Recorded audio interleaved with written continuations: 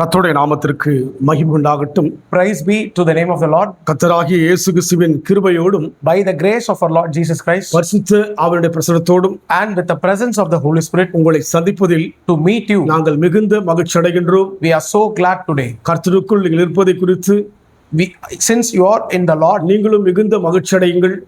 you will also rejoice. அவருக்குள் இணைந்திருக்கிற வாழ்க்கைத்தான் உண்மையான மகிழ்ச்சியை கொடுக்கும். It is a true joy when we united with God. நாம் சந்திக்கின்ற எல்லா மகிழ்ச்சியும் Whatever happiness we face, நிலையில்லாத மகிழ்ச்சியாய் இருக்கிறது. it is not a permanent one. தேவன் நிலையானவர், God is permanent. தேவன் நித்தியமானவர். God is an everlasting God. அதனால் அவர் கொடுக்கிற சகலமும் நிலையானதாக நித்தியமானதாக இருக்கும். So whatever God gives, it will be a permanent in your life and it will also be everlasting. அதனால் கர்த்தருக்குள் மகிழ்ச்சி அடைய பிரயாசப்படுவோம். So we try to be rejoice in the Lord. அதை அந்த பாதையில் கடந்து போவோம். When we walk in that way, தேவ பிரசன்னத்தை நம்மால் உணர முடியும். we can able to experience God's presence in our life. நேற்று நாம் தியானித்த வண்ணமாக As we meditated yesterday, ஆபிரகாமை பார்த்து தேவன் God said to Abraham, நான் உன்னை ஆசீர்வதிக்கவே ஆசீர்வதிப்பேன் என்று சொல்லி நாம் பார்த்தோம். in blessing I will bless you. அவர் ஆசீர்வதிக்க அதிக ஆவலுள்ளவராய் வாஞ்சியுள்ளவராய் இருக்கிறார். God is happy and eager to bless him. நாம் எப்படியாக நம்முடைய பிள்ளைகள் நன்றாய் இருக்க வேண்டும், நம்மை விட சிறந்ததாய் இருக்க வேண்டும் என்று விரும்புகிறோமோ, Like how we think our children should be greater and better than ourselves, அதே போல்தான் தேவனும் விரும்புகிறார். like the same manner God thinks about us. நம்மை ஆசீர்வதிக்கவே ஆசீர்வதிக்க அவர் வாஞ்சிக்கின்றார். He wants to bless us in blessings. நம்மை எல்லாவற்றிலும் பெருக செய்ய அவர் விரும்புகின்றார். He wants to give us increase in our life. அந்த விருப்பம் நிறைவேற வேண்டும் என்று சொன்னால், To get that fulfilled in our நம் life, வாழ்க்கையிலே தேவன் எதிர்பார்க்கிற காரியத்தை செய்ய வேண்டும். we should do what God expects. அதைதான் இந்த நாளிலே பார்க்க போகிறோம். That is what we are going to meditate it. அதே ஆதியாகமம் 22ஆம் அதிகாரம் 16ஆம் வசனம்.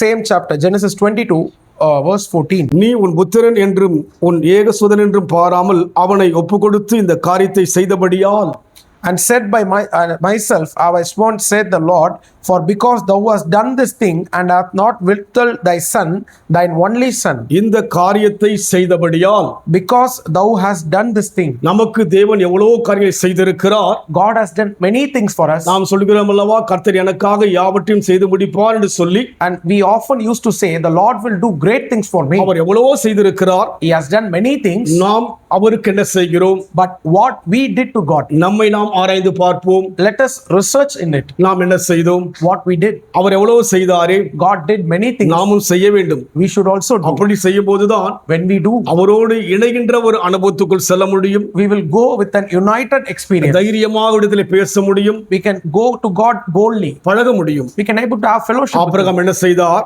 What Abraham did, தேவன் சொல்கிறார், God said, நீ உன் புத்திரன் என்றும் உன் ஏகசுதன் என்றும் பாராமல். God said, your only son thou hast not withheld. இங்கே நாம் நம்முடைய வாழ்க்கையிலே நாம் சந்திக்கின்ற ஒவ்வொருவரையும் அதிகமாக பார்க்கிறோம், பழகுகிறோம்.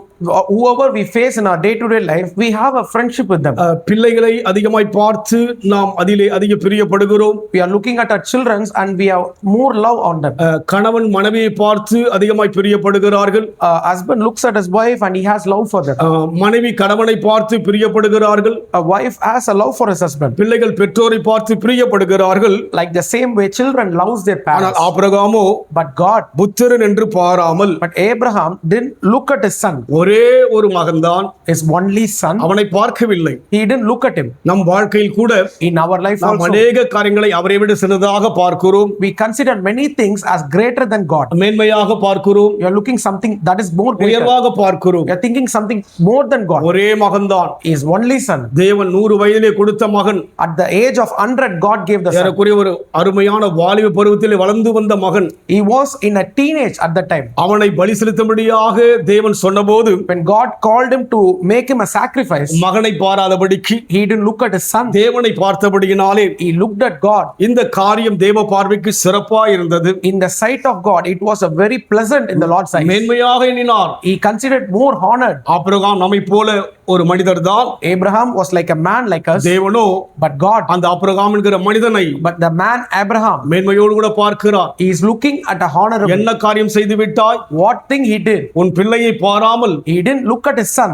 நான் பார்க்காத என்னை பார்த்தாயே, but you looked at me. என்ன சிறப்பான காரியம் இது. How great it is. அதுபோல் நம் வாழ்க்கையில் கூட In the same manner, our life, நாம் உலகில் எதையெல்லாம் விரும்புகிறோமோ, whatever we love in this world, எதில் அதிகமாக நாட்டம் கொள்கிறோமோ, whatever we interested in, எதில் அதிகமாய் கவனம் செலுத்துகிறோமோ, whatever thing we are focusing, அதை பாராதபடிக்கு by not looking at that, ஆண்டவரை பார்க்க looking at God, அவர் என்ன சொல்லுகிறாரோ, whatever He says, அவருடைய எண்ணம் என்ன, whatever is thought, அவருடைய விருப்பம் என்ன, whatever is அதை desire, புரிந்து கொள்ளும்படியாக understanding it, நம் வாழ்க்கை ஒப்புக் கொடுக்கின்ற வேளையிலே when we do according to that, அவர் ஆபிரகாம் எப்படி ஆசீர்வதித்தாரோ, how He blessed Abraham, அதுபோல் likewise, நம்மையும் ஆசீர்வதிக்க விரும்புகிறார். He wants to bless us today. ஆசீர்வதிக்க போகிறார். He is going to bless us in our அதுதான் அவருடைய blessings. பிரியம். That is His desire. அதை பிழையாமலும் தடை செய்ய முடியாது.